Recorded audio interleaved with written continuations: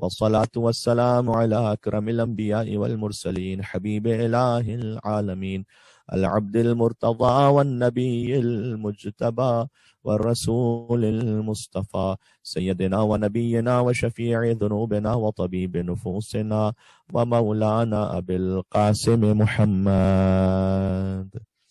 اللهم صل على محمد وآل محمد وعلى آله الطيبين الطاهرين المعصومين المظلومين سيما بقية الله في الأرضين الذين أذهب الله عنهم الرجس وطهرهم تطهيرا. اللهم صل على محمد وآل محمد رحمة الله على محبيهم واللعنة الدائمة على أعدائهم أجمعين. کل 40 حسینی گزرا ہے.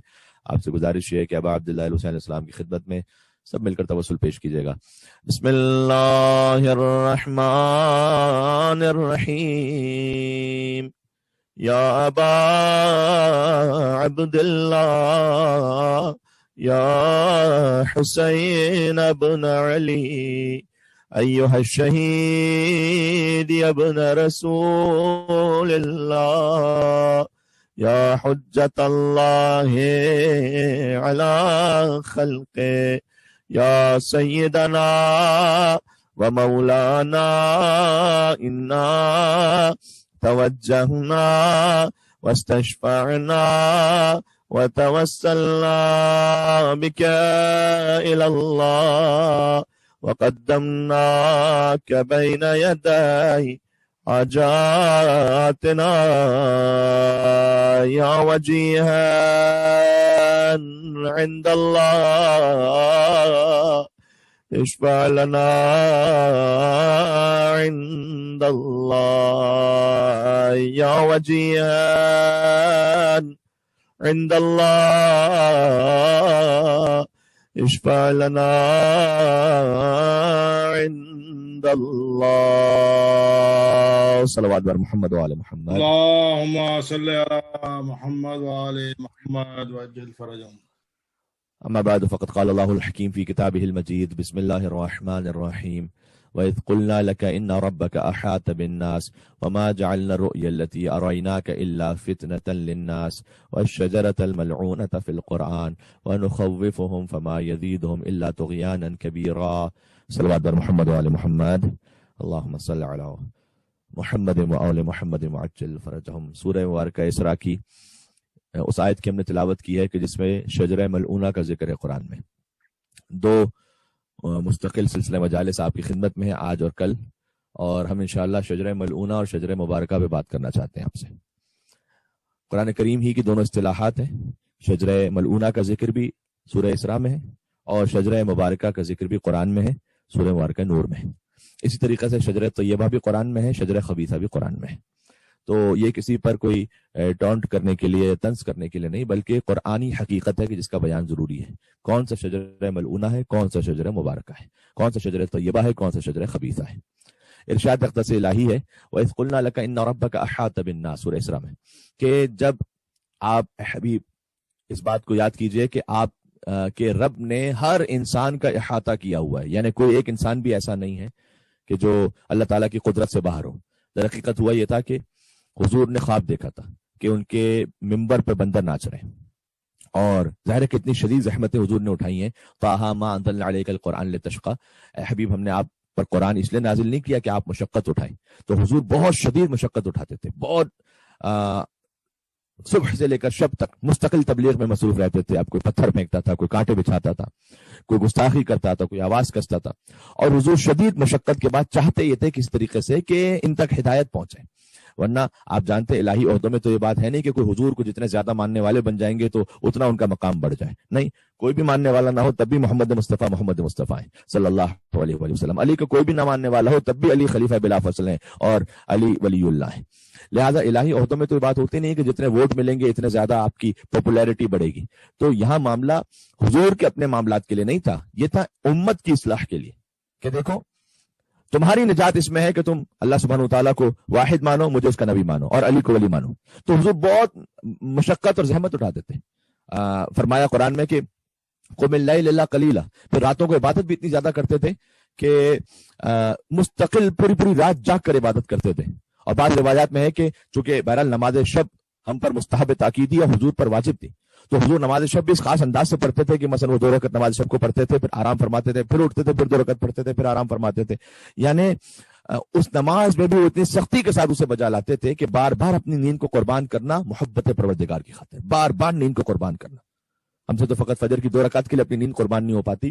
سرکار ختمی مرتبت ایک رات میں کئی مرتبہ سوتے تھے پھر اٹھتے تھے تاکہ پھر اٹھ کر دوبارہ اللہ سبحانہ وتعالیٰ کی بارگاہ میں پہنچے، اپنی نیند کو بار بار قربان کر کے اللہ عز و جل کے لیے گویا ایک طریقے بندگی کا اظہار تھا، یہ کمال بندگی کا اظہار تھا. تو حضور راتوں میں اتنی مشقت سے عبادت کرتے تھے، دن میں اتنی مشقت سے تبلیغ فرماتے تھے. طٰہٰ مَا أَنزَلْنَا عَلَيْكَ الْقُرْآنَ لِتَشْقَىٰ، ایک یہ سند موجود ہے کہ ہم نے آپ کو قرآن اس لیے نازل نہیں کیا کہ آپ اتنا زیادہ اپنے آپ کو مشقت میں ڈالتے ہیں. جو پروردگار تمام انسانوں سے کہتا ہے کہ امر بالمعروف کرو، نہیں عن المنکر کرو، وہ اپنے حبیب سے کہتا ہے کہ آپ بہت زیادہ اپنے آپ کو مشقت میں ڈالتے ہیں، تھوڑا سا آرام کر لیا کیجیے. اور راتوں کے لیے بھی کہا قم اللیل الا قلیلا، آپ عبادت کیجیے مگر تھوڑی سی کم کر دیں، اتنی زیادہ عبادت آپ نہ تھوڑی سی کم کر دیں. سبحان اللہ، یعنی کتنی شان کی بات ہے سرکار ختمی مرتبت کے لیے، کہ عظیم الشان یعنی ایک طرح سے اللہ سبحانہ وتعالیٰ نے اعلان فرمایا ہے ان کی منزلت کا کہ آپ بہت زیادہ عبادت کرتے ہیں، تھوڑی سی کم کیجیے. ورنہ اللہ عز و جل نے باقی مخلوقات کے لیے، ہم سب انسانوں کے لیے کہا ہے کہ وما خلقت الجن والانس الا لیعبدون، دیکھو تم عبادت کرتے نہیں، تم بندگی کرتے نہیں، ہم نے تمہیں خلق اس لیے کیا کہ تم اللہ کی یاد میں رہو. اس بندگی کا مطلب بھی 24/7 ہے، فقط مصلی پر آ کر 5 منٹ کی نماز اللہ کی بندگی نہیں ہے. جو ہم آفس میں کام کرتے ہیں وہ بھی اللہ کی بندگی، اگر کوئی بزنس کرتا ہے وہ بھی اللہ کی بندگی میں شامل ہے. آپ کے خوشی اور غم کے پروگرامز بھی اللہ کی بندگی میں شامل ہیں، آپ کے فیملی آؤٹنگز بھی اللہ کی بندگی میں شامل ہیں. آپ کا صلہ رحم کرنا، شوہر کا زوجہ سے تعلق، زوجہ کا شوہر سے تعلق، ماں باپ کا بچوں سے تعلق، بچوں کا ماں باپ سے تعلق، یہ سب کے سب اللہ کی بندگی میں شامل ہیں. تو ہم 24/7 اللہ کے بندے. ہمارا تعلق وہ کرسچینٹی سے نہیں ہے کہ کرسچینٹی میں اگر کوئی ریلیجس ہے بھی تو وہ only Sunday he will remember God, اور وہ آئے گا اور آ کے چرچ میں آ کر کچھ عبادات کرنے کے بعد I respect every one. But حقیقت یہ ہے کہ باقی سارا ہفتہ وہ کچھ کرتا رہے، اس کا تعلق حضرت عیسیٰ سے نہیں جڑے گا، اس کا تعلق چرچ وغیرہ سے نہیں ہوگا، خدا سے نہیں ہوگا. وہ سنڈے کو آ جائے اگر وہ ہے بھی ریلیجس تب جا کی بات ہے، ورنہ تو پھر یہ کہ پورا سال گزر جاتا ہے، فقط کرسمس پر آتے ہیں، اور وہ بھی کرسمس ایک معاشرتی رسم بن گیا، نہ کہ ایک مذہبی عبادت کے طور پر. تو اس نے آ کر سنڈے کو کہا گڈ مارننگ گاڈ، میں ایک ہفتے بعد آ گیا اور کچھ ریچولز انجام دی، اور جب واپس جانے لگا تو goodbye God, see you next week. ہمارا معاملہ ایسا نہیں ہے، ہم 24/7 اللہ کے بندے. ہم کھا پی رہے ہیں تب بھی اللہ کے بندے، کسی سے بات کر رہے ہیں اللہ کے بندے، ہمارے تعلقات میں ہم اللہ کے بندے. میں نے عرض کیا ہمارے گھر میں کوئی خوشی کی تقریب ہے، کوئی برتھ ڈے پارٹی ہے، کوئی شادی ہے، تب بھی اللہ کی بندگی میں ہے. اگر کوئی غم ہے تب بھی اللہ کی بندگی میں ہے. کوئی ایک بھی حصہ ہماری زندگی کا لمحہ بھی ایسا نہیں جو اللہ کی بندگی سے باہر ہے. وما خلقت الجن والانس الا لیعبدون، ہم نے جنہوں اس کو خلقیز لے کیا ہے تاکہ وہ ہماری عبادت کریں. عبادت کا مطلب یہ بندگی ہے نا، یعنی اوبیڈینس، سبمیشن، خالی نماز روزہ نہیں، کمپلیٹ سبمیشن ٹو اللہ سبحانہ وتعالی. تو اللہ ہم سے یہ کہہ رہا ہے. آپ سوچئے گا رسول اللہ صلی اللہ علیہ وسلم عبادت کے کس مقام اور معراج پر ہوں گے کہ اللہ نے کہا کہ آپ عبادت بہت زیادہ کرتے ہیں، آپ تھوڑی سی کم کیجئے. اللہ اکبر. یا تو سرکار ختمی مرتبت کو حکم خدا سے رات میں کچھ آرام کرتے ہوئے دیکھا ہے، یا مولا علی کو حکم نبی سے شب ہجرت بستر رسالت پر سوتے ہوئے دیکھا ہے. رسول اللہ سوئے اللہ کے حکم سے کہ آپ بہت عبادت کرتے ہیں، تھوڑا سا آرام فرمائیے. مولا علی علیہ السلام سوئے رسول اللہ کے حکم سے. اے علی کیا آپ میرے بستر پر سو سکتے ہیں؟ کہ یا رسول اللہ میرے سونے سے آپ کی جان بچ جائے گی. بس ایک سوال پوچھا. سبحان اللہ. اور علی کا سونا اتنا کھرا تھا. یہ مولانا اظہر حسن زیدی صاحب کا بڑا یہ لطیف جملہ ہم کہتے ہیں نا اردو میں، پتہ نہیں آپ کیا کس طرح استعمال ہوتا ہے یا نہیں ہوتا، کہ ہم کہتے ہیں بھائی سونا کھرا ہے، یعنی گولڈ پیور ہے. تو انہوں نے اس سونے کو تشبیہ دی اس سلیپنگ سے، سونے سے، کہ مولانا اظہر حسن زیدی صاحب کہتے تھے کہ اللہ عز و جل نے کہا کہ اے علی آپ کا یہ جو سونا ہے شب ہجرت یہ اتنا کھرا ہے کہ میں اسے خریدنے کو تیار ہوں. اور اللہ نے خریدا بھی ایسے کہ اے علی آپ کیا دینا چاہیں گے اس کے بعد، آپ یعنی ہم سے کیا چاہیں گے؟ ہم آپ سے سونا خرید رہے ہیں آپ کا، آپ کیا چاہیں گے؟ اور مولا کائنات نے جواب دیا کہ اے پروردگار جو تیری مرضی، میں تو تیرا عبد ہوں، تو میرا رب ہے، جو تیری مرضی تو مجھے عطا کر دے. بس چونکہ مولا کائنات نے فرمایا کہ جو تیری مرضی، اللہ نے علی کو سونے کے بعد اپنی ساری مرضیاں عطا فرما دی، اور علی کا ایک رات کا سونا مرضی پروردگار بن گیا. سبحان اللہ. یہ بچہ بھی عجیب بچہ ہے کہ بچپنے میں چہرہ رسالت پر ایک نگاہ ڈالتا ہے تو علم رسالت کا سودا کر لیتا ہے، اور جوانی میں بستر رسالت پر ایک نیند سو جاتا ہے تو مرضی پروردگار کا سودا کر لیتا ہے. ایک مل کے صلوات بھیج دیجیے گا آپ جہاں کی تشریف فرمائے. اللہم صلی علی محمد محمد وعلی محمد وعجل جزاک اللہ. تو حضور اتنی زیادہ زحمت اور محنت کرتے تھے، تب بھی اگر آپ نے ایک چھوڑ دیجیے مذہبی معاملے کو، آپ نے اگر کسی آفس کو اسٹیبلش کرنے کے لیے بہت زیادہ محنت کی ہو اور بعد میں آپ کو پتا چلے کہ یہ سب تباہ و برباد ہو جانے والا ہے، ایک بزنس کو آپ نے بڑی محنت سے بنایا ہو، ایک گھر کو آپ نے بڑی محنت سے بنایا ہو، تو بڑا دل میں افسوس ہوتا ہے کہ میں نے اتنی زیادہ محنت کی تھی، بعد میں جا کر یہ اشر ہونے والا ہے. بہت سے والدین کہتے ہیں کہ مطلب ہم نے اپنی اولاد کے لیے اتنی زیادہ تربیت کی، اتنی زیادہ محنت کی، تب جا کر بھی ہماری اولاد ویسے نہیں بن پائی جیسے ہم چاہتے ہیں، تو انہیں بڑا افسوس ہوتا ہے، انہیں دل میں چبھن ہوتی ہے. ایک اولاد کے لیے انسان اگرچہ کہ اپنے گناہگار خاکی اور خاتی ہیں، تب بھی جا کر آپ اتنی زیادہ اس کی تکلیف محسوس کرتے ہیں، تو سوچے گا رسول اللہ کو کتنی تکلیف محسوس ہوئی ہوگی کہ جب انہوں نے اتنی زحمتوں کے بعد اور اتنی تبلیغ کے بعد آخر میں کہ میرے ممبر پر بندر ناچ رہے ہوں گے. اللہ اکبر، اللہ اکبر. ایک مل کے صلوات دیجیے گا. اللہم صلی علی اللہم صلی علی محمد وعلی محمد. ابھی ٹیکنالوجی اتنی آگے نہیں بڑھی کہ سائملٹینیس ایک ہی پلیٹ فارم پہ دو مجلس ہوتی رہے، تو ایک ہی مجلس ہو سکتی ہے ایک موقع پر. تو یہ ایسے کرنے لگا ہوں کہ حضور کو بڑی زحمت ہوئی اور انہیں بڑا شاق گزرا یہ کہ میرے ممبر پر بندر ناچیں گے. اس وقت اللہ عز و جل نے یہ آیت نازل کی تھی شجرہ ملعونہ کے بارے میں، وَإِذْ قُلْنَا لَكَ إِنَّ رَبَّكَ أَحَاطَ بِالنَّاسِ، کہ اے رسول آپ فکر نہ کیجیے، آپ نے ضرور یہ دیکھا ہے کہ آپ کے ممبر پر بندر ناچ رہے ہیں، لیکن اللہ تمام انسانوں کا احاطہ رکھتا ہے، یعنی سارے انسان اس کی گرفت میں. یہ تو اللہ کا ایک نظام ہے کہ اس نے یہاں پر اختیار دیا انسان کو، اِنَّا هَدَيْنَاهُ السَّبِيلَ إِمَّا شَاكِرًا وَإِمَّا كَفُورًا. انسان کو ہم نے سبیل کی ہدایت کر دی، اب شکر کرنے والا بنے کفر کرنے والا بنے. یہی تو انسان کی خلقت کی خوبصورتی ہے. لَلشَّمْسُ يَنبَغِي لَهَا أَن تُدْرِكَ الْقَمَرَ وَلَا اللَّيْلُ سَابِقُ النَّهَارِ وَكُلٌّ فِي فَلَكٍ يَسْبَحُونَ. سورہ یاسین کی مشہور آیت کہ نہیں لَلشَّمْسُ يَنبَغِي لَهَا تُدْرِكَ الْقَمَرَ، نہیں سورج کے لیے سزاوار ہے کہ وہ چاند کو پکڑ سکتا ہے آ کر، یعنی اپنے آربٹ سے وہ چینج ہو سکتا ہے، جو اس کا آربٹ ہے اسی میں آربٹ میں رہے گا، چاند اپنے آربٹ میں رہے گا. وَلَا اللَّيْلُ سَابِقُ النَّهَارِ، نہ کبھی ایسا ہوتا ہے کہ رات دن سے پہلے آ جائے، دن آئے گا پھر رات آئے گی اور یہ سرکل جاری رہے گا. ایسا نہیں ہو سکتا کہ رات دن کی جگہ لے لے، دن رات کی جگہ لے لے. آپ غور فرمائیں تو اللہ نے کسی بھی مخلوق کو یہ طاقت نہیں دی کہ وہ اپنے اختیار سے اپنے آربٹ کو چینج کر دے یا اپنے سسٹم کو چینج کر دے. یہ فقط اللہ نے یا انسانوں کو اختیار عطا کیا ہے یا جنوں کو عطا کیا ہے. دونوں کو اختیار عطا کیا ہے کہ اپنے اختیار سے اللہ کے بندے بنو. روبوٹ نہیں ہو تم، ہم روبوٹ نہیں ہیں. اللہ تعالیٰ ہمیں روبوٹ بنانا بھی نہیں چاہتا. دیکھیں اللہ تعالیٰ نے فرشتوں کو محض عقل عطا کی تھی، وہ اللہ کی عبادت کے لیے اور اطاعت کے لیے کافی ہیں. درد دل کے واسطے پیدا کیا انسان کو بقول شاعر، ورنہ طاعت کے لیے کم نہ تھے کروبیاں، کہ جو کروبین کو خلق کیا اللہ نے، ملائکہ کو خلق کیا جو سب اطاعت کر رہے ہیں اللہ کی. تو اللہ عز و جل نے ہمیں درد دل کے واسطے پیدا کیا کہ انسانوں کے لیے درد رکھو، اپنے اختیار کے ساتھ میری بندگی کرو. فرشتوں کی اطاعت کا معاملہ یہ ہے کہ وہ اطاعت کرتے ہیں، جو سجدے میں ہے وہ سجدے میں ہے، جو رکوع میں ہے وہ رکوع میں، جو قیام میں ہے وہ قیام میں. بات واضح ہو رہی؟ لیکن اللہ تعالیٰ نے تمہارے پاس شر کی قوت بھی ہے، اٹھنا چاہو تو اٹھ جاؤ فجر کے لیے، نہ اٹھنا چاہو تو سوتے رہو. اللہ نے کوئی زبردستی تو کسی کو نہیں اٹھایا. اگر اللہ کو زبردستی عبادت کروانا ہوتی تو علماء کرام کے بقول بڑا آسان کام یہ تھا کہ اللہ فقط ایک ہماری خلقت کے سسٹم میں ایک نظام رکھ دیتا کہ جو فجر کے وقت میں نہیں اٹھے گا وہ پھر سوتا ہی رہ جائے گا. اگر بلٹ ان اللہ سسٹم وہ رکھ سکتا تھا یا نہیں رکھ سکتا تھا؟ رکھ تو سکتا تھا.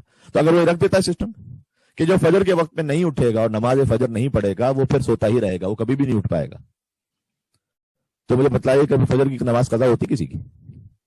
نہ ہوتی. ارے بھائی مجھے ایک جگہ میں نے بیان کیا تو کسی مومن نے مجھ سے آ کے کہا مولانا اٹھنے کی کیا بات، ہم سوتے ہی نہ کہ اٹھنے کی بات آتی، اور ڈر سے سوتے ہی نہ.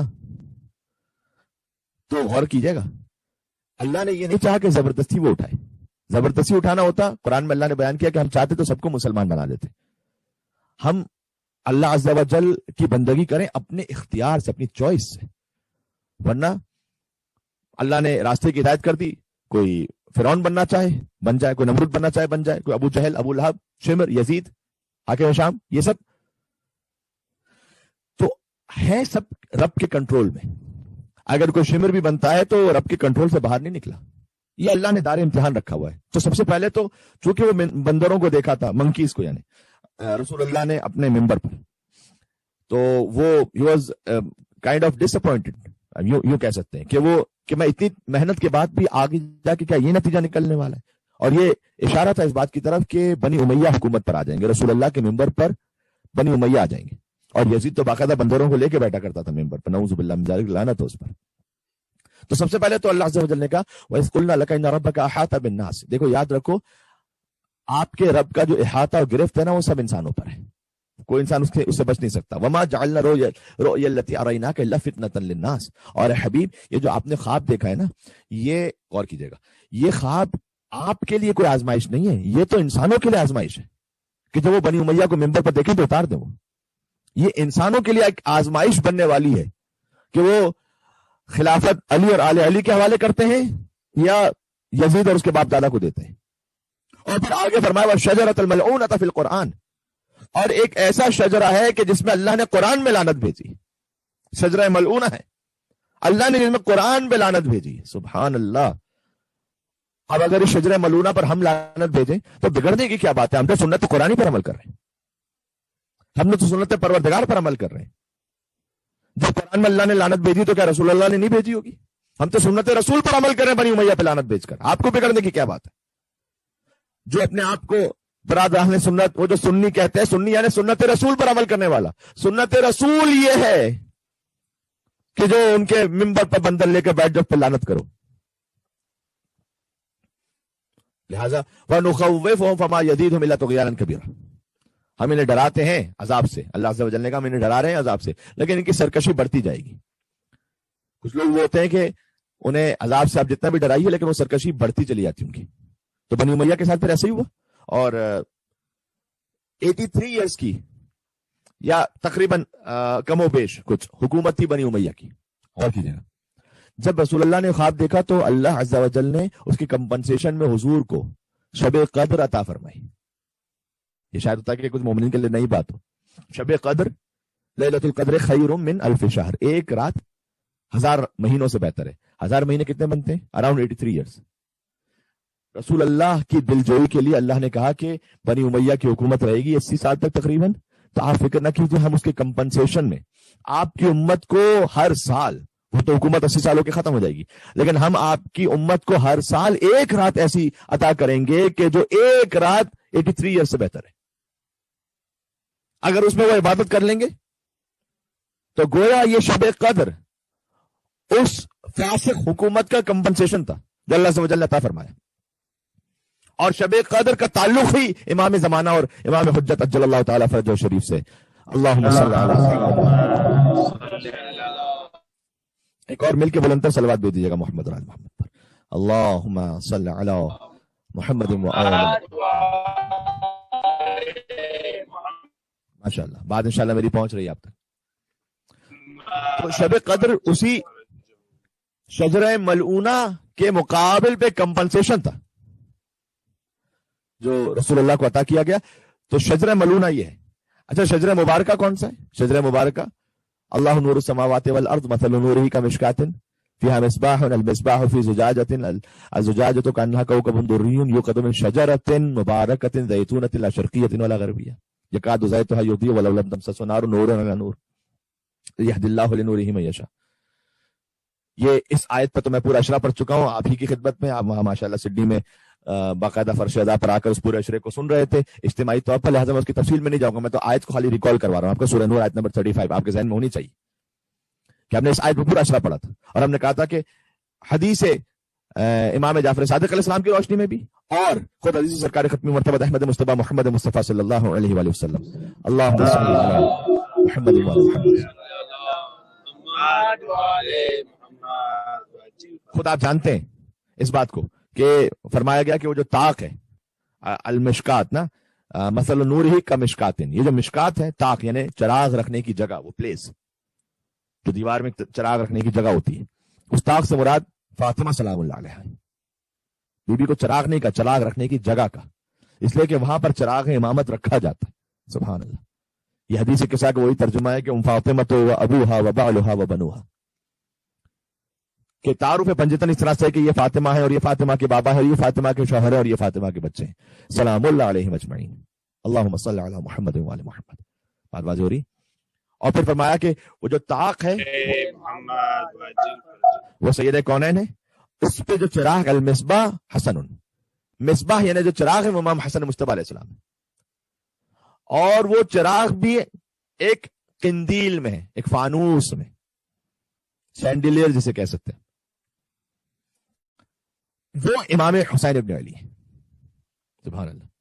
لیکن جو چراغ ہوتا ہے نا، اس کی روشنی جو پھیلتی ہے اسی فانوس کے ذریعے پھیلتی ہے، یعنی یہ کہ اللہ عز و جل نے کہا کہ نور امام حسن علیہ السلام ہی کا ہے، لیکن چونکہ ذکر امام حسن سے بھی زیادہ ذکر حسین ہونے والا تھا، لہذا ذکر حسن کی روشنی بھی فرش حسین کے ذریعے پہنچے گی۔ پنجزن پاک میں جو سب سے زیادہ ذکر ہوتا ہے وہ اب عبداللہ حسین علیہ السلام کا ہوتا ہے، جبکہ ویسے سرکار ختمی مرتبہ افضل کائنات ہیں، مولا کائنات افضل الائمہ ہے، سید کونین کا مقام بھی تمام ائمہ سے بلند ہے، حضرت امیر المومنین علی بن ابی طالب علیہ السلام، کیونکہ بی بی خود اولین شہیدہ راہ ولایت ہیں، بی بی مولا علی کی ولایت پہ خود شہید ہوئی ہیں، تو لہذا مولا علی کے علاوہ باقی تمام ائمہ سے سید کونین کا مقام یقیناً بلند ہے بے شک، پھر امام حسن علیہ السلام اور پھر امام حسین علیہ السلام۔ تو پنجتن پاک میں امام حسین علیہ السلام سے تمام ہی ہستیاں افضل ہیں۔ اب میں افضل کہوں کیا کہوں، کلنا نور واحد، فرمایا تھا کہ ہم سبھی ایک نور سے ہیں، لیکن بہرحال جو خود حضور اور ائمہ علیہ السلام نے احادیث میں بیان کیا وہ تو اسی طریقے سے نا، سرکار ختمی مرتبہ پھر مولا کائنات، پھر سید کون، پھر مولا حسن علیہ السلام، پھر امام حسین علیہ السلام، لیکن ان تمام میں سے کسی کا اتنا ذکر نہیں ہوتا جتنا حسین ابن علی کا ہوتا ہے۔ حسین وہ قندیل ہے کہ جن سے چراغ پنجتن سارے عالم میں روشن و منور ہوگا، یہ شجر مبارکہ۔ تو سورہ نور میں شجر مبارکہ کا ذکر کیا، سورہ بنی اسرائیل میں شجر ملعونہ کا ذکر کیا، اور اگر کوئی شجر ملعونہ کو نہ بھی پہچانتا ہوں، میں کہتا ہوں فقط شجر مبارکہ کو پہچان لیجیے، آپ کوئی بات نہیں، آپ فقط شجر مبارکہ کو پہچان لیجیے، میں حضور کے شجرے سے بڑھ کر تو کوئی شجرہ نہیں ہو سکتا نا، تو شجر مبارکہ ہے سرکار ختمی مرتبہ اور ان کا خاندان، یہ ہے شجر مبارکہ۔ اب مبارکہ کے مقابلے میں جو شجرہ آ جائے وہ شجر ملعونہ ہوگا، یہ سادہ سا اصول ہے۔ دیکھتے جائیے گا تاریخ میں کون علی کے مقابلے میں آیا، کون مولا حسن کے مقابلے میں آیا، کون مولا حسین کے مقابلے میں آیا، وہ ہر ایک ہو سکتا ہے، وہ محترم نہیں ہو سکتا، اس لیے کہ وہ شجر مبارکہ کے مقابلے میں آیا ہے، جو شجر مبارکہ کے مقابلے میں آ جائے وہ شجر ملعونہ ہوتا ہے، اتنی سی بات ہے، آسان ہے، بات تاریخ کو ساتھ سمجھ لینا، انشاءاللہ بات واضح ہو گئی۔ اور اسی شجر مبارکہ کی، سبحان اللہ، میں بہت زیادہ طول کلام نہیں، مجالس کی کثرت بھی بہت زیادہ ہے، اور میں چاہتا ہوں کہ حد تک بات گفتگو سمیٹ لوں، کہ حسین ابن علی کے فرزند علی ابن الحسین زین العابدین سید الساجدین علیہ الصلوۃ والسلام، وہ تشریف لاتے ہیں، مولا کے نام پر ایک مل کے صلوات بھیجیے گا محمد علی محمد پر، اللہم صلی علی صلی علی محمد وعلی محمد وعجل فرجہ۔ وہ تشریف لاتے ہیں خانہ کعبہ کے پاس، مجمع چھٹا چلا گیا، اور مولا تشریف لے گئے حجر اسود پر، اور حجر اسود کا جا کے بوسہ دیتے ہیں۔ حشام بن عبد الملک بنی امیہ کا بادشاہ، وہ یہ سوچ رہا ہے کہ یہ کون ہے کہ میں بادشاہ وقت ہوں لیکن لوگ مجھے جگہ نہیں دیتے حجر اسود پہ جانے کے لیے، یہ کون ہے کہ ایک جوان اکیلا آیا، نہ کوئی پروٹوکول ہے، نہ کوئی سپاہی ہے، نہ کوئی ہٹو بچوں کی آوازیں ہیں، اور خود بخود مجمع چھٹا چلا جا رہا ہے، اور شجر مبارکہ کی یہ کون سی فرد ہے؟ اور اس نے یہ کہا کہ یہ کون ہے، جبکہ اکثر علماء نے تاریخ میں لکھا ہے کہ اصل میں وہ پہچان گیا تھا کہ حسین کے بیٹے علی ابن الحسین ہے، لیکن طنز کرتے ہوئے، ٹون کرتے ہوئے کہا، کیونکہ سارا مجمع دیکھ رہا تھا، اس کے اطراف کے لوگ دیکھ رہے تھے، اسے اپنے اندر ایک خجالت ہو رہی تھی، he was embarrassed کہ میں جب جانا چاہتا تھا میرے مجمع نہیں چھٹا، اور یہ جا رہا ہے تو مجمع چھٹ رہا ہے، تو اس نے ویسے کہا یہ کون ہے، جیسے ہم کہتے ہیں نا تحقیر کے لیے، نعوذ باللہ، اور فرزدق اس وقت ساتھ میں ہوتے تھے، اور انہوں نے اگرچہ کہ اس وقت بادشاہ کے ساتھ ہوتے تھے، لیکن وہ عظیم الشان قصیدہ میمیہ کا، قصیدہ میمیہ اس لیے سے کہا جاتا ہے کہ اس کے ہر شعر کا اختتام حرف میم پر ہے، میم، ٹھیک ہے، ایکسٹمپور فی البدی، کیونکہ پہلے سے طے تو نہیں تھا کہ بادشاہ یہ کہے گا تو پھر یہ صورتحال بنے گی، فرزدق نے ایکسٹمپور کا، ھذا الذی تعرف البطھ وتأتہ والبیت یعرفہ والحل والحرم، سبحان اللہ۔ کیا اے حشام تو نے شخص کے بارے میں پوچھا ہے کہ یہ کون ہے؟ میں بتلاتا ہوں، اگر تو یہ پریٹینڈ کر رہا ہے کہ تو نہیں جانتا، جیسے تجاہل عارفانہ کہتے ہیں اردو میں، جانتے ہوئے بھی کہنا کہ میں نہیں جانتا، تو میں بتلا دیتا ہوں سب کو، ھذا الذی تعرف البطھ وتأتہ، یہ وہ ہے جسے مکہ کی سرزمین جانتی ہے، تو نہ جان، تیری حقیقت اور حیثیت اور اوقات کیا ہے، تو نہ جان کہ یہ کون ہے، لیکن ھذا الذی تعرف البطھ، یہ وہ ہے جسے مکہ کی سرزمین جانتی ہے، وتأتہ، جس کے قدموں کی آہٹ کو سرزمین مکہ جانتا ہے، والبیت یعرفہ والحل والحرم، اسے بیت بھی جانتا ہے، یعنی بیت اللہ، سبحان اللہ. یہ جو خانہ خدا کی طرف بڑھ رہا ہے نا، جو بیت اللہ ہے وہ جانتا ہے کہ یہ کون سی ہستی ہے. سجاد اسیر جور ہوئے، افسوس کسی نے یہ نہ کہا یہ پاؤں ستانے کعبہ ہیں، زنجیر کسے پہناتے ہو. سبحان اللہ. نعرہ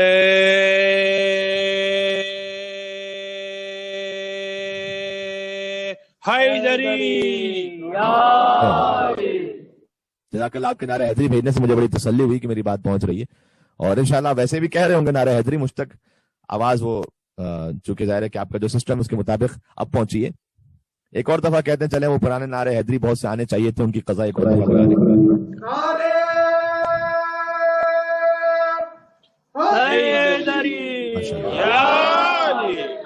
یا علی بات واضح ہوگی. ماشاء اللہ کیا بات ہے آپ کی. علی اور اولاد علی پر مل کے بابا سے بلند صلوات بھیج دیں محمد اور آل محمد پر. اللهم صل علی محمد وآل محمد. یہ ہے علی ابن ابی طالب علیہ السلام. سبحان اللہ. اب چلیں میں دو مصرے پڑھ دیتا ہوں. علی جمال دو عالم، علی امام زمن، علی عروج فصاحت، علی کمال سخن، علی عرب کے اندھیروں میں حق کی پہلی کرن. علی پہلا ہے، علی چوتھا نہیں ہے. علی ولی سے گریزاں نہ ہو خدا کے لیے، علی تو قوت بازو ہے مصطفیٰ کے لیے. سبحان اللہ سبحان اللہ سبحان اللہ. نعرہ حیدری. یا علی. سبحان اللہ. علی ولی سے گریزاں نہ ہو خدا کے لیے، علی تو قوت بازو ہے مصطفیٰ کے لیے. بھائی بھٹک رہے ہو کہاں تم عاقبت گری کے لیے؟ کہاں بھٹکے جا رہے ہو؟ کن کن کے پاس بھٹک رہے ہو؟ کہاں تم عاقبت گری کے لیے؟ علی کا نام ہی کافی ہے راہبری کے لیے. اگر نجات کے طالب ہو تم ابد کے لیے، اگر نجات کے طالب ہو تم ابد کے لیے، ابھی پکار کے دیکھو اسے مدد کے لیے. آخر تم اس نے کہوں گا، اس کے بعد میں پھر جا رہا ہوں اس روایت پر.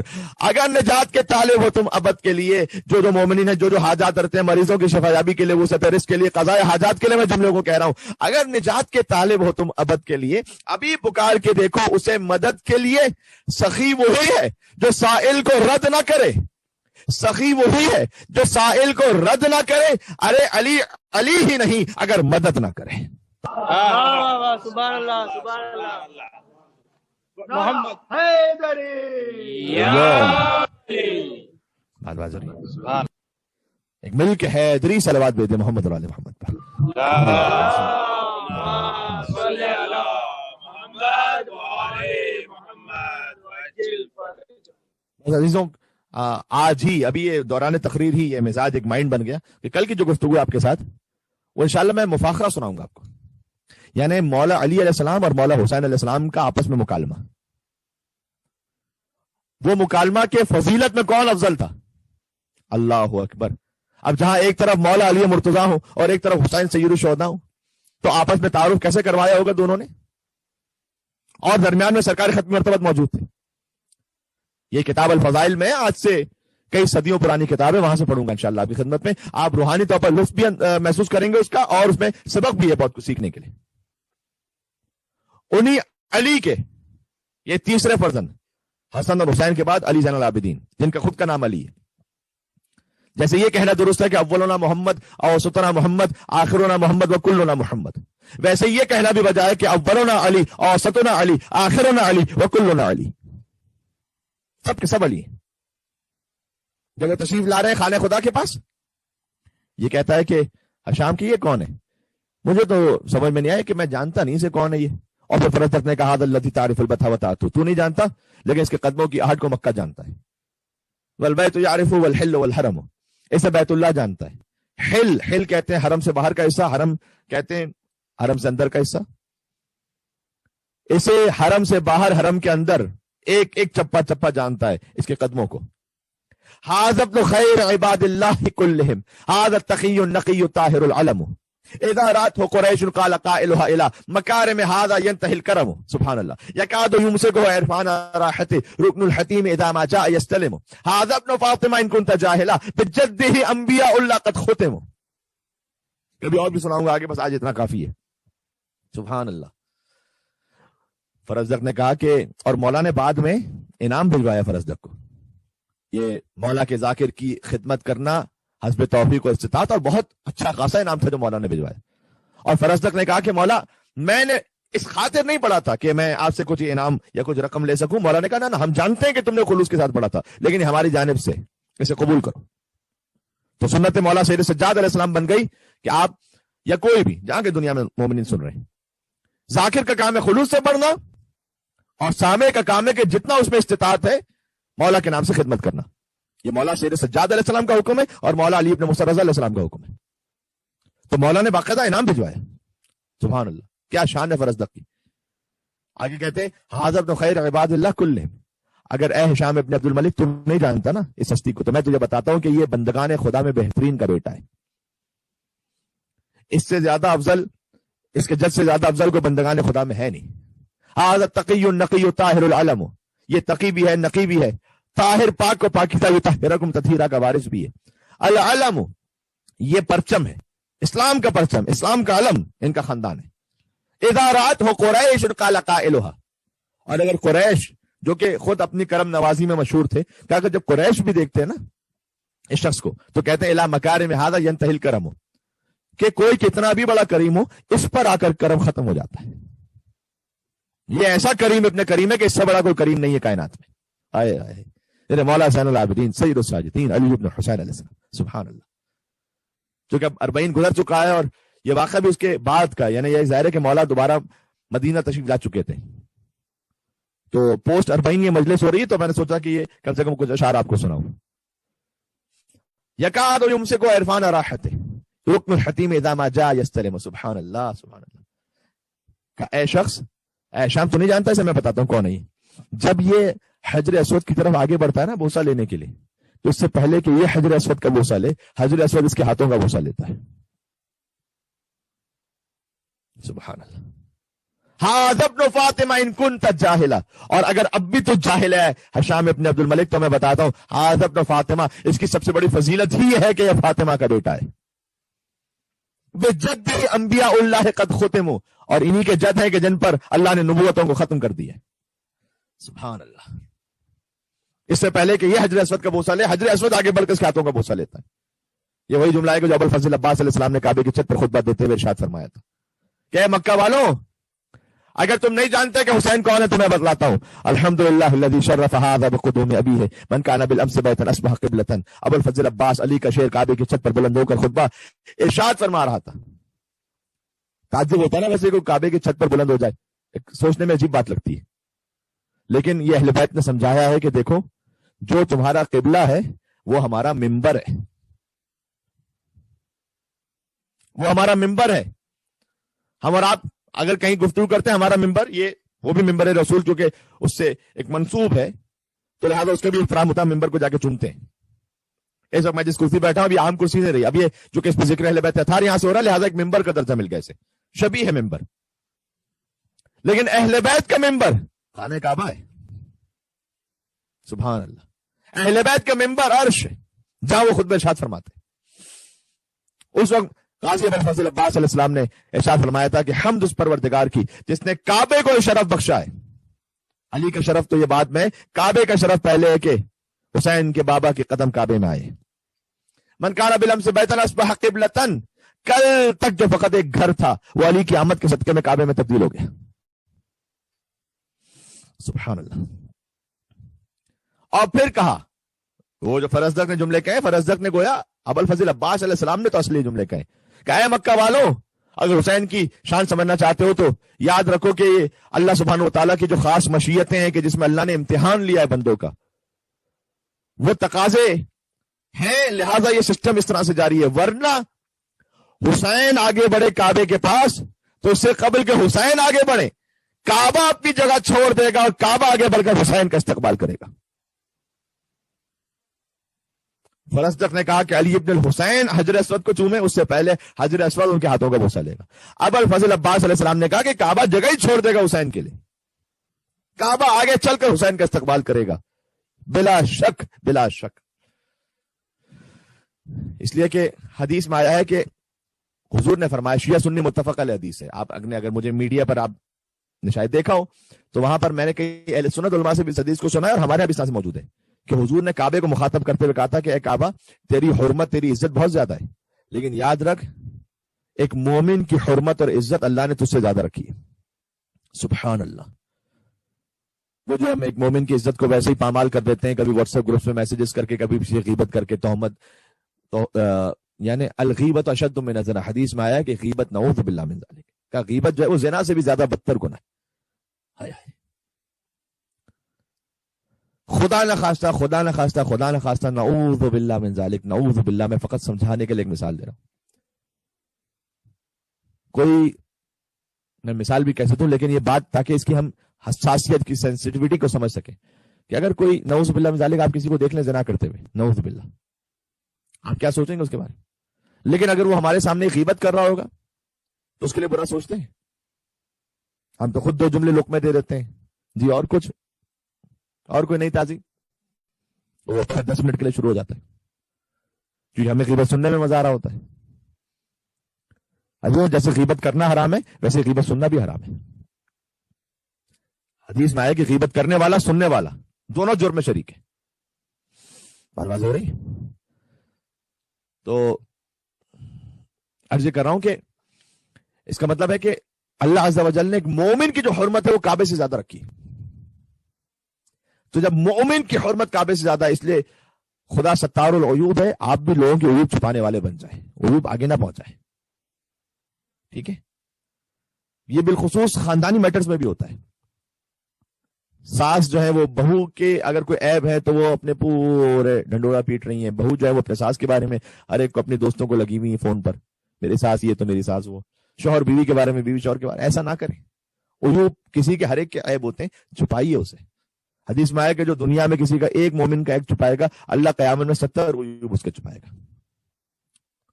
ہاں فقط کوئی ایسا شخص ہے کہ جس سے آپ کو مشورہ خاص کرنا چاہتے ہیں، اس سے کوئی ایڈوائس لینا چاہتے ہیں، جس کے لیے آپ کو کچھ معاملات کو کھولنا ہے، وہ بات الگ ہوتی ہے، ورنہ اس کے علاوہ ہر کس و ناقص کو جا کے بیان کرتے پھریں، ٹھیک نہیں ہے۔ یاد رکھے گا جب مومن کی حرمت کعبے سے زیادہ ہے تو امیر المومنین کی حرمت کیا ہوگی؟ جو میں کہہ رہا ہوں کہ حسین کے لیے کعبہ چھوڑ دے گا، یہ فقط خطابت نہیں ہے، یہ حقیقت ہے، اگر اللہ عز و جل چاہے تو۔ سبحان اللہ۔ کعبہ بنا ہے علی کی ولادت کی وجہ سے، جو مولا عباس نے کہا کہ کعبے کا شرف ہے کہ حسین کی بابا کے قدم کعبے میں آ گئے۔ ذرا 13 رجب کی رات کے حالات تو دیکھو، یہ کس نے بت کدے کو قابل سجدہ بنا ڈالا؟ آئے آئے، کہا ہے جس ابو طالب کو تم نے عمر بھر کافر، اسی کافر کی زوجہ نے اسے قبلہ بنا ڈالا۔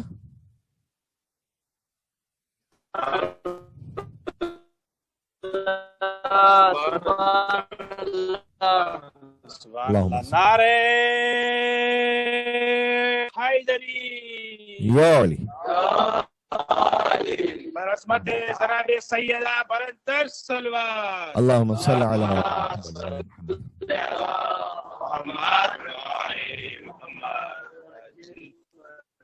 آدواز ہو گئی تو علی ہے شجرہ مبارکہ کے امیر، اللہم صلی علی محمد وآل محمد۔ علی قطب عالم امکان ہے، علی مولا المومنین ہے، علی یعصوب الدین ہے، علی نبع عظیم ہے، علی مبید الشرک والمشرکین ہے، علی قاتل الناکثین والقاسطین والمارقین ہے، علی ابو الیتامى والمساکین ہے، باب حکمت رب العالمین ہے، عمود الدین ہے، اول العابدین ہے، علی شبیہ ہارون ہے، علی نفس الرسول ہے، علی زوج بطول ہے، علی سیف اللہ المسلول ہے، علی امیر البررہ ہے، قاتل الفجرہ ہے، قسیم الجنت والنار ہے، صاحب اللواء ہے، سید العرب ہے، کشاف القرب ہے، صدیق اکبر ہے، علی ابو السبتین ہے، علی ذو القرنین ہے، علی ہادی ہے، علی داعی ہے، علی شاہد و مشہود ہے، علی غرۃ المہاجرین ہے، علی صفوۃ الہاشمیین ہے، علی کرار غیر فرار ہے، علی برادر جعفر طیار ہے، علی حازم الاحزاب ہے، قاسم الاسلاب ہے، معز الاولیاء ہے، مذل الاعداء ہے۔ سبحان اللہ، جس کی وجہ سے اولیاء کو عزت ملتی ہے، جس کی وجہ سے اعداء دین ذلیل ہو جاتے ہیں۔ علی اخطب الخطباء ہے، قدوۃ اہل الکساء ہے، امام الائمہ والاتقیاء ہے، قائد اہل البطحاء ہے، ابو سید الشہداء ہے، مبیت البدعہ ہے، محیی السنہ ہے، موضع العجب ہے، سردار عرب ہے، وارث علم الرسالہ ہے، لیث الغابہ ہے، حسن الحسین ہے، خلیفۃ الامین ہے، زرقام ہے، ابو الایتام ہے، وسیع ہے، ولی ہے، ہاشمی ہے، مکی ہے، مدنی ہے، ابتحی ہے، طالبی ہے، عروۃ الوثقی ہے، غیث الورا ہے، مصباح الدجا ہے، ابن ام المصطفیٰ ہے، ولی اللہ ہے، سر اللہ ہے، عین اللہ ولد اللہ ہے، خازن علم اللہ ہے، اور حب علی رحمت اللہ ہے، اور بغض علی لعنت اللہ ہے۔ بس اس بات میں نے ختم کر دی۔ انشاءاللہ آپ ایک نعرہ حیدری مجھ تک بھی پہنچا دیجیے گا، آپ نے لگایا تو ضرور ہوگا، مجھ تک بھی پہنچا دیں۔ اللہم صلی علی محمد۔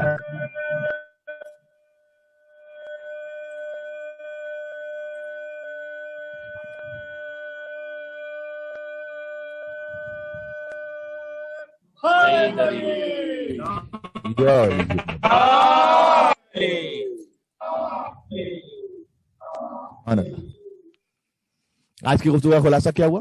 شجرہ مبارکہ اور شجرہ ملعونہ پہ ہم بات کریں گے۔ آج ہم نے شجرہ ملعونہ کے حوالے سے آیت پڑھی، اور پھر کل انشاءاللہ اسی آیت سے یا شجرہ مبارکہ کی آیت سے کنٹینیو کرتے ہوئے میں نے آپ سے عرض کیا کہ میں ہو سکا تو مفاخرہ سناؤں گا، یعنی اپنے فضائل پر فخر کرنا ایک دوسرے کے ساتھ۔ مولا علی اور امام حسین السلام کا بڑا لطیف اور خوبصورت مکالمہ ہے انشاءاللہ سے اب خدمت میں کروں گا۔ آج کی گفتگو کی یہ شجرہ مبارکہ ہے، ان سے اپنے آپ کو متصل رکھیے، جوڑ کر رکھیے۔ جو کچھ ہے کامیابی دنیا اور آخرت کی وہ ان کے در سے۔ مبارکہ کیا کہتے ہیں؟ مبارکہ کسے کہتے ہیں؟ آپ کہتے ہیں نا عید مبارک، جب عید کا موقع آتا آپ کہتے ہیں عید مبارک، یعنی کیا؟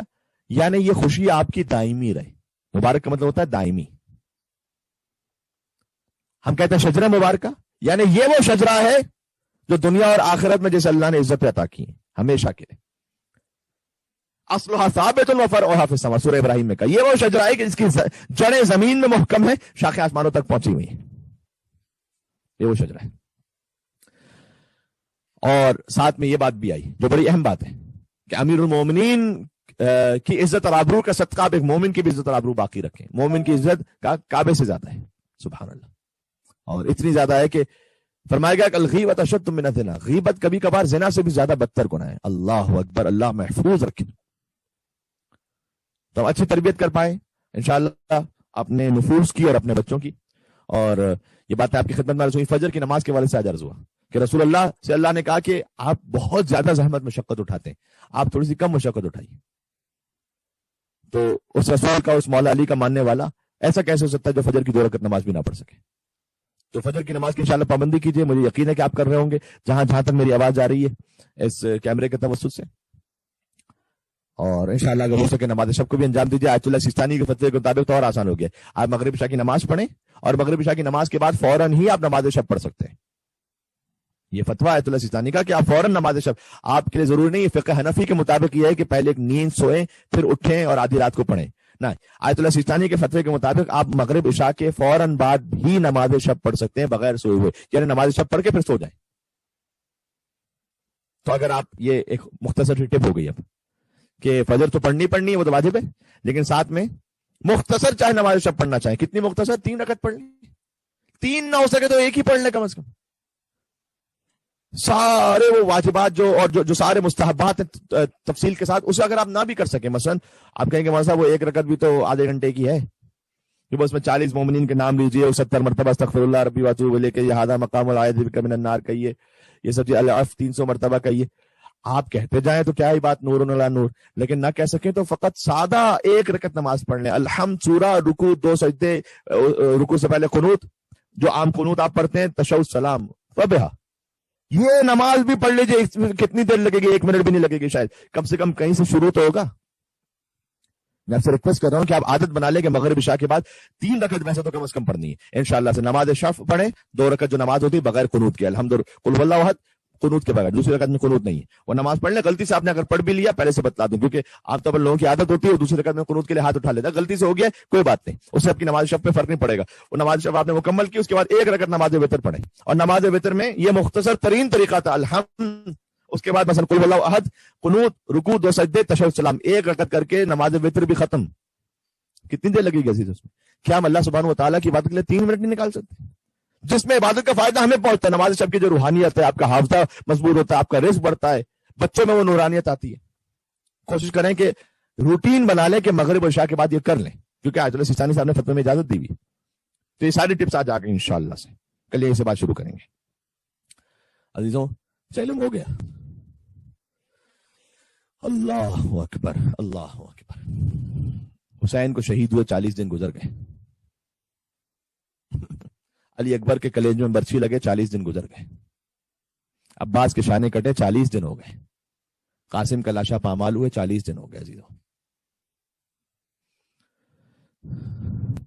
بیویوں کو رہائی ملی، تبرکات آئے۔ یزید ملعون کہتا تھا مولا سیر سجاد سے کہ آپ تبرکات کی قیمت لے لیجئے، اور مولا غضب کے عالم میں کہتے تھے کہ اے لعین، کیا میری پھوپھی ثانی زہرا زینب کبریٰ سلام اللہ علیہا کی چادر کی بھی کوئی قیمت ہو سکتی ہے؟ ہمیں وہ تبرکات واپس چاہیے، ہمیں علم غازی ابوالفضل عباس واپس چاہیے، ہمیں سکینہ کی بالیاں واپس چاہیے۔ اور جیسے ہی وہ علم آیا، اللہ اکبر، ہر بیوی اپنے مقام سے اٹھی، کہتی السلام علیکم یا ابوالفضل عباس، اللہ اکبر اللہ اکبر۔ اور اس کے بعد پھر شہداء کے سر آنا شروع ہوئے، ایک ایک شہید کا سر آتا تھا، ہر بیوی اپنے مقام سے اٹھتی تھی، اپنے اپنے وارث کا سر لیتی تھی۔ فروا اٹھی، شہزادہ قاسم کا سر گود میں لیا، ماتم کرتی رہی۔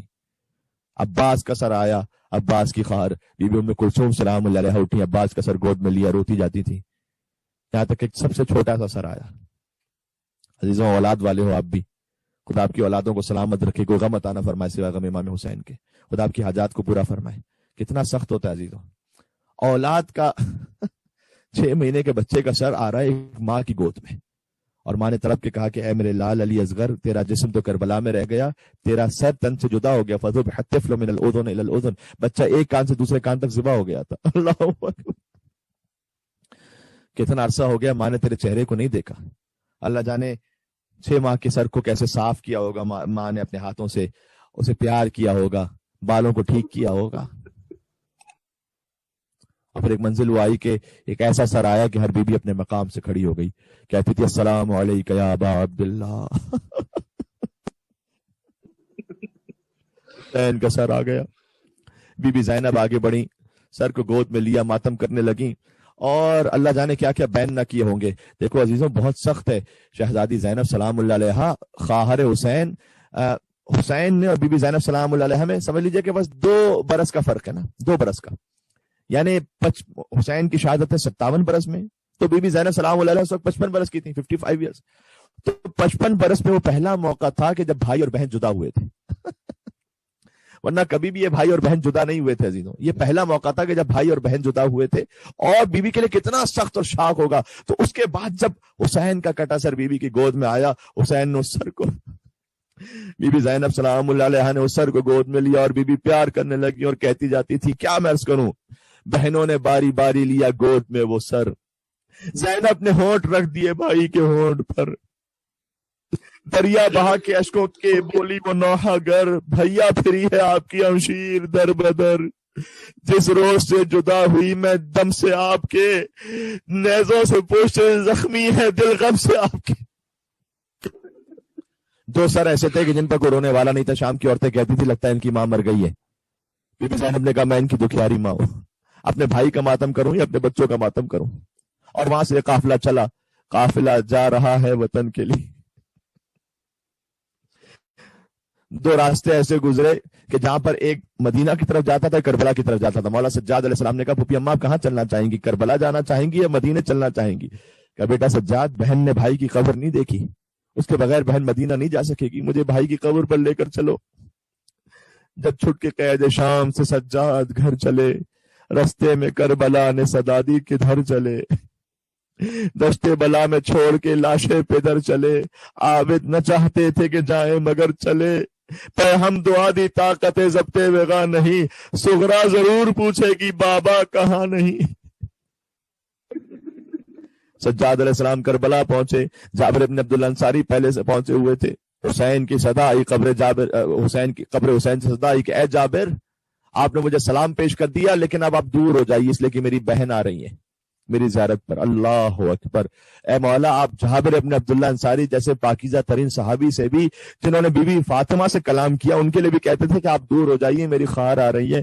اللہ جانے نو کے نیزہ پر حسین کے سر نے کیسے دیکھا کہ زینب اور ام کلثوم کوفہ اور شام کے بازاروں میں پھر آئی جائے, بے مقنا و چادر تماشائیوں کا ہجوم ہو اور منادی ندا دے رہا ہو یہ فاطمہ کی بیٹیاں ہیں, ان کے کھلے سر کو دیکھو, کوئی آگ پھینک رہا ہو, کوئی لکڑیاں پھینک رہا ہو, کوئی مٹی پھینک رہا ہو, کوئی گرم پانی پھینک رہا ہو. عباس کا سر تو برداشت بھی نہ کر سکا, نوکے نیزہ سے زمین ہے. عزیزوں کچھ سن لینا, نوکے نیزہ سے زمین پر گر جاتا تھا عباس کا سر. کسی نے میرے مولا سیر سجاد علیہ السلام سے پوچھا تھا کہ اے مولا آپ کے چچا کا سر زمین پر کیوں گر جاتا تھا؟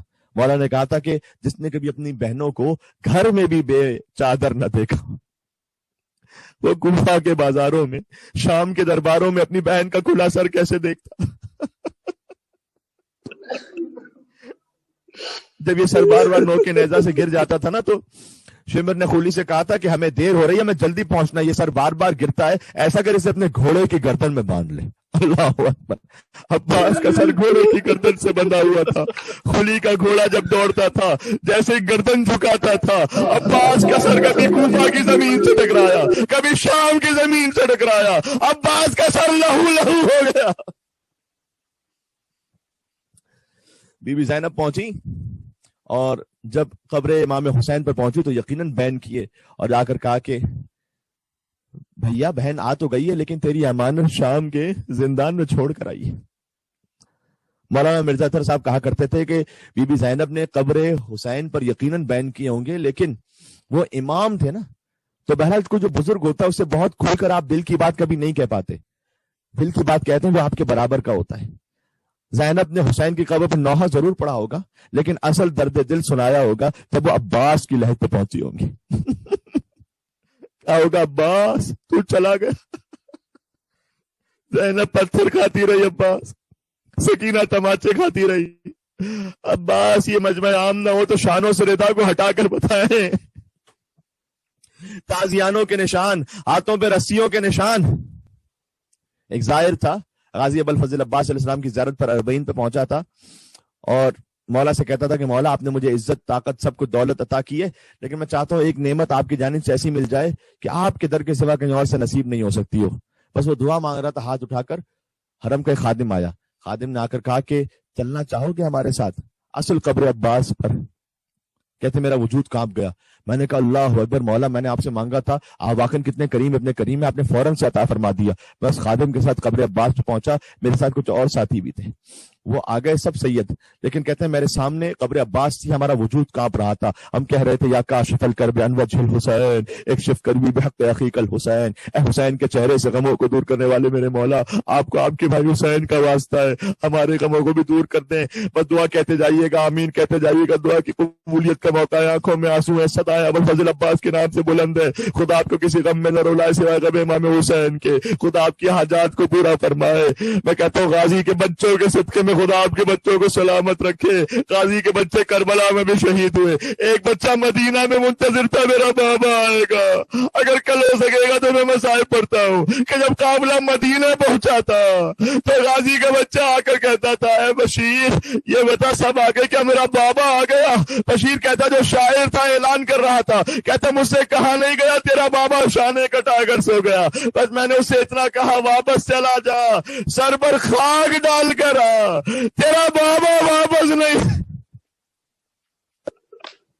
اللہ اکبر. آخری جملہ کہتا ہوں, کہتے ہیں ہم قبر عباس پر تھے, وہاں پر ایک خادم آیا, اس نے آ کے کہا کہ دیکھو یہ شیشی ہے نا اس میں تو پانی بھر لو. قبر عباس پہ پانی بہ رہا ہے نا آج تک, فرات کا پانی عباس سے شرمندہ ہے. کہا یہ پانی بھر لو, مریضوں کو پلانا, مریض شفا یاب ہو جائیں گے. تو ایک سید تھا ہمارے ساتھ, اس نے مشق نکالی اور اس نے پوری مشق بھر لی اپنے ساتھ. کہتا میں بہت سارا پانی بھر لیتا ہوں, میں لے جاؤں گا. اور پھر جب باہر آ گئے ہم نے کہا کہ دیکھو ماشاءاللہ اتنا پانی تم لے آئے ہو, وہاں مومنین کو تقسیم کرنا اپنے شہروں میں. اس نے کہا نہ, میں اربعین پر یہاں آیا ہوں. دیکھو اربعین پر ہر بی بی شام سے پہنچی تھی نا قبر عباس پر, بی بی زینب آ گئی, بی بی ام کلثوم آ گئی, فاطمہ کبریٰ واپس آئی, مولا سید سجاد واپس آئے. لیکن سکینہ نہیں آ سکی. جو چچا چچا کہتی تھی وہ نہیں آ سکی، وہ نہیں آ سکی نا. تو اب اس نے قبر عباس کا پانی لیا. جانتے ہو اپنے شہر نہیں گیا، وہ جانتے ہو کہاں پہنچا؟ وہ اس قبر عباس کے پانی کو لے کر شام میں پہنچا، چھوٹی بی بی کے مزار پر. قبر عباس کا پانی قبر سکینہ پر بہاتا جاتا تھا اور کہتا جاتا تھا اے میری شہزادی، تو نے اپنے چچا سے پانی مانگا تھا، میں قبر عباس کا پانی لے کر تیرے پاس آیا ہوں. بی بی تو تماچے کھاتی رہی، تو دیالیاں کھاتی رہی، تجھے پانی نہ مل سکا، تو 40 پر کربلا نہ پہنچ سکی. میں کربلا سے قبر عباس کا پانی لے کر اے بی بی آپ کی خدمت میں آیا ہوں. سکینہ کی زری پر پانی بہاتا.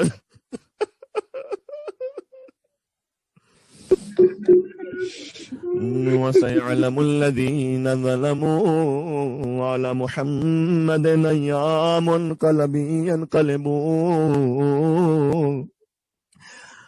يَا كَاشِفَ الْكَرْبِ عَنْ وَجْهِ الْحُسَيْنِ اکشف کربی بحق اخیک الحسین.